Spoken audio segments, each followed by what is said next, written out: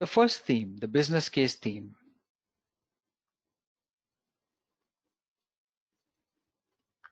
Purpose of the business case theme: to establish mechanisms to judge whether the project is and remains desirable, viable, and achievable in order to support decision making in its continued investment. The business case describes the business justification of the project. It explains whether the investment in the project is worthwhile or not, and confirms whether it is desirable, viable, and achievable.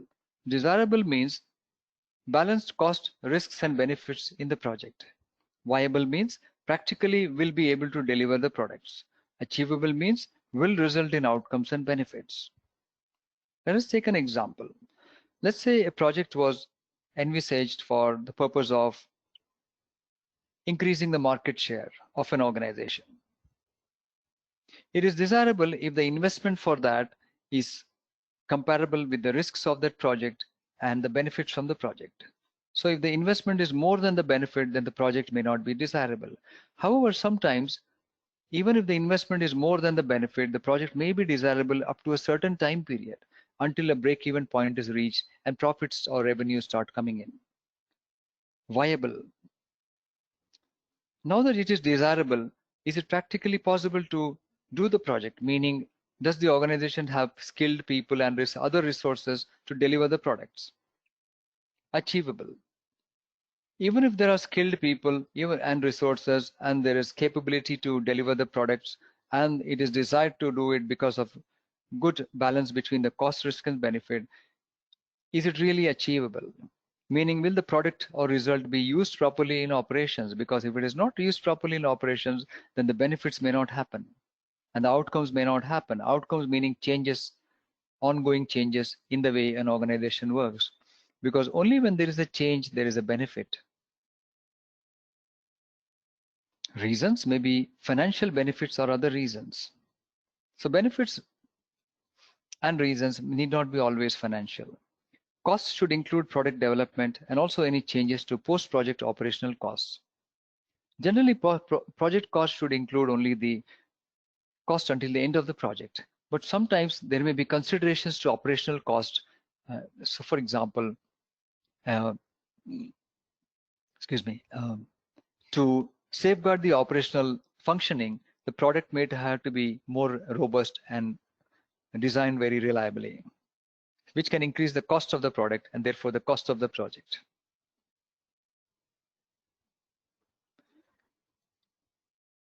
Sometimes operations may change due to improvement in operations, which can be a new project altogether, like a small improvement project for operations.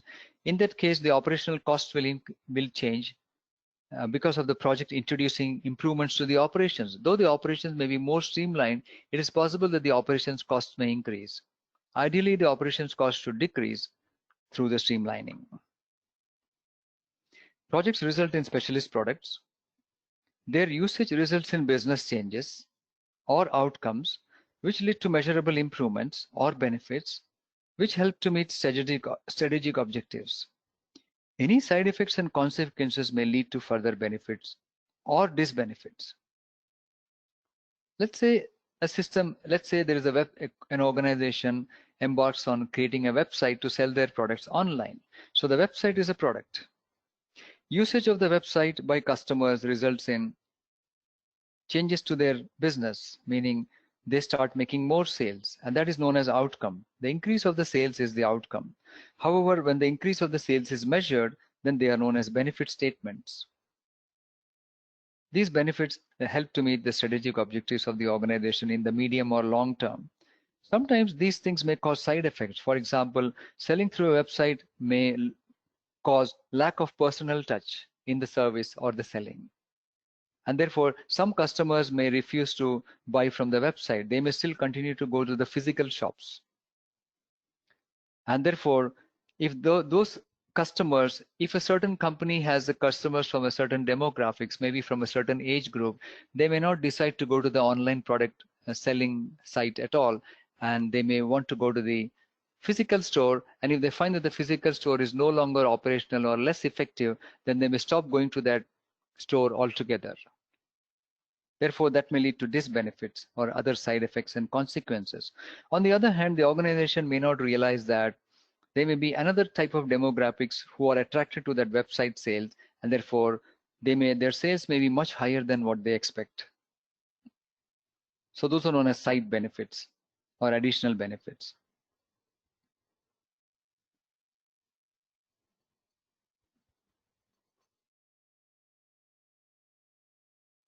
Example of outcome and benefit. Outcome, average monthly sales increase. The output comes before the outcome. So projects result in outputs. For example, there could be a new method of doing sales or a new procedure for selling may be the output of a project. By using the new method of selling, the outcome would be increase in the average monthly sales. But the benefit statement will be average monthly sales increased by 10% over last year. Or before the use of the product is done, the benefit statement would be, it is expected that the average monthly sales will increase by 10% minimum over compared to the previous year. And when they start measuring it, they may realize that the sales increase by 2%, then 5%, eventually by 10%.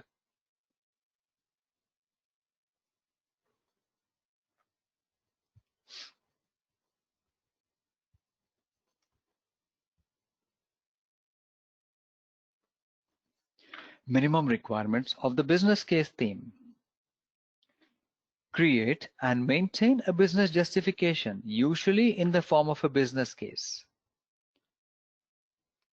In the exam, please be careful or exercise caution. You may sometimes have two different statements and you have to select which of the below is a minimum requirement of the business case theme. Of course, you will have four choices, and let's assume one of the choices create and maintain a business justification, and the second sentence is create and maintain a business case. Then you have to choose the correct answer as create and maintain a business justification and not the business case, because the second part here is usually in the form of a business case, but it can be any other document also. For example, a project reasoning document or a project rationale, etc. This section is to be known for the practitioner exam. What does a business justification include? So we'll cover that more in the practitioner exam. However, just for an initial understanding, let us read this. Includes the executive summary, reasons, background or past or challenges or opportunities, a past history or some challenges or opportunities, business options, do nothing, do the minimum or do something, expected benefits and disbenefits, time scales of projects and the benefits, cost of project and operations. Operations sometimes may be included but not always. Sources of funding, major risks in the form of a summary risk profile, investment appraisal, benefits, cost and time taken. Techniques like payback period or rate of return, etc., may be used to calculate the investment to do the investment appraisal. These techniques are not part of the syllabus, meaning investment appraisal techniques are not part of the syllabus.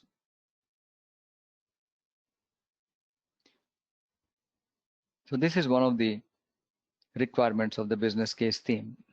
Let us take an example, look at a small example of a business case. For this purpose, we will from time to time come to this PRINCE2 case study cloud migration project. Cloud nowadays in the recent years has becoming an important area to be understood by all project managers irrespective of the industry they are in. So cloud is not only just for IT people, it is also applicable for non-IT project managers, because all industries are trying to use the cloud instead of procuring their own IT systems.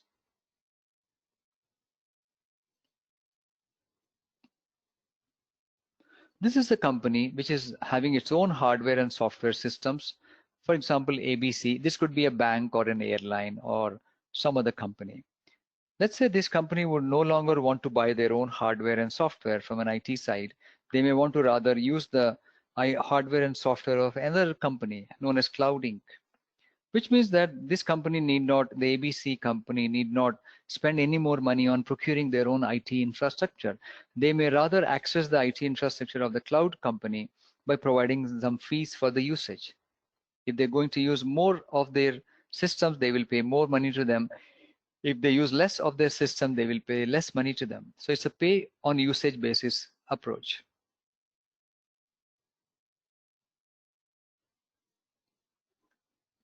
A business case for the ABC, the XYZ Inc. to migrate to the cloud company may be developed based on their known challenges or problem statements. So this company on the left has increasing capital expenses, aging infrastructure, unused or low capacity based on seasonal demands.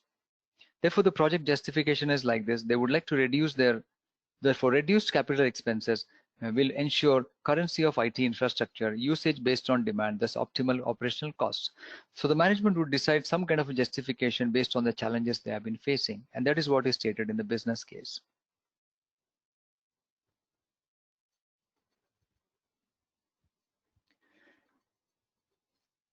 Next, minimum requirement.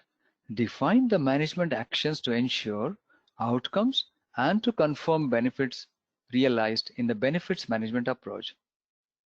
On one hand, there is a business justification. On the other hand, there is also the benefits management approach.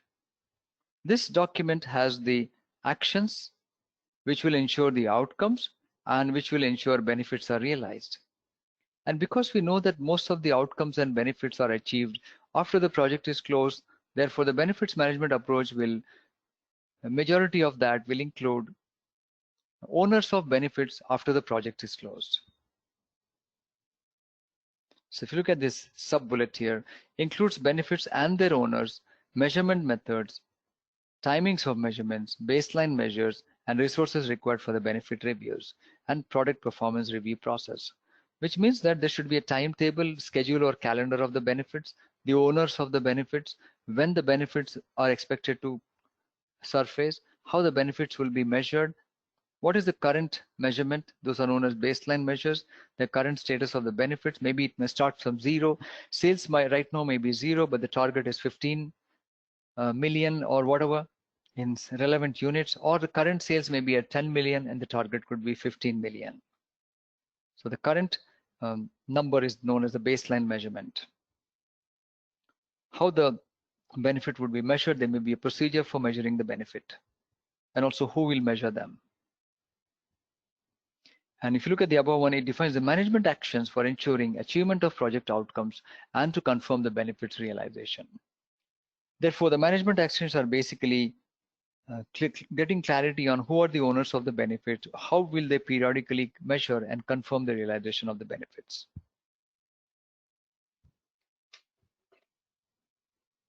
Define and document roles and responsibilities for the business case and benefits management.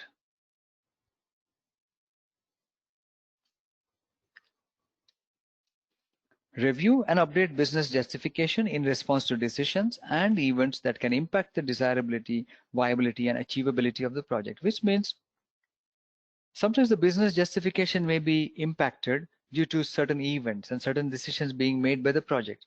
For example, there may be a decision within the organization to restructure it, which may put a new angle to the business case, and the project may have to be reviewed thoroughly whether it is still further viable or not. For example, if there are changes to the labor rates, then the project may not be viable. And there may be other economic events or global events like recession or something, or any other political event, which may mean the project can no longer happen and may have to be stopped. Or maybe there is no need for the product in the market anymore. Can also be another reason when a business case is no longer viable.